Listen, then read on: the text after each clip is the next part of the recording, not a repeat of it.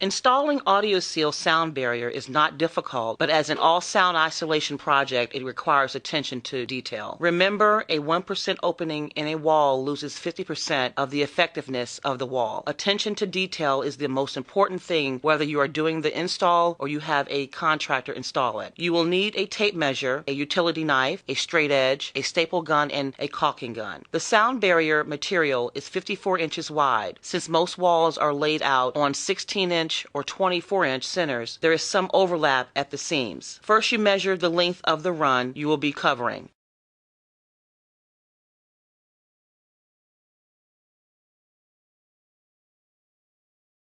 Using the utility knife, cut the sound barrier to size. We typically use a 8-foot flat bar to guide our cut. You do not have to cut completely through the material. After you score the material, you can separate it by tearing it apart. Since the material weighs 1 pound per square foot, you will need 2 people to lift the material and hold it in place. Get the sound barrier lined up and make sure you are square at the top and right edge, and shoot in a few staples to help support the material. You will need to get enough staples into the material to hold it, or the material will tear at the staple and fall down. Then you are back at the start, so be liberal with the staples at first. Shoot a staple about every 8 inches to secure the barrier to the wall. Next is the installation of the acoustical fire stop putty pads. These are designed to reduce leakage around electrical outlets or other sound penetration. Basically, you peel the protective layer away from the putty, pack it around the outlet box. The putty is also protection against fires in the wall cavities.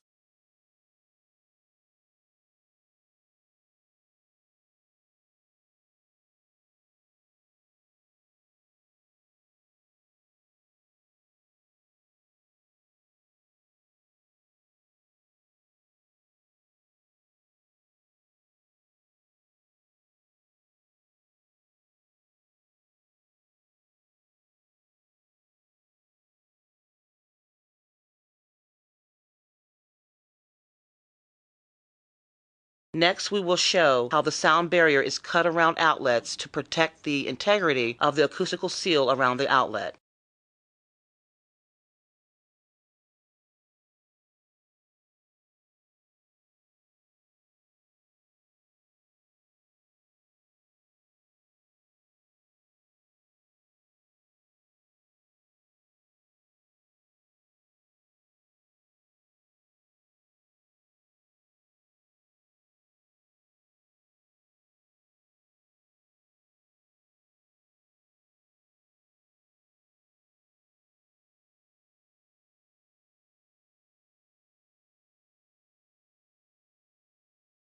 Finally, after we have cut the barrier to a tight fit, we caulk around the perimeter with the sound sealing caulk to make a good seal around the perimeter.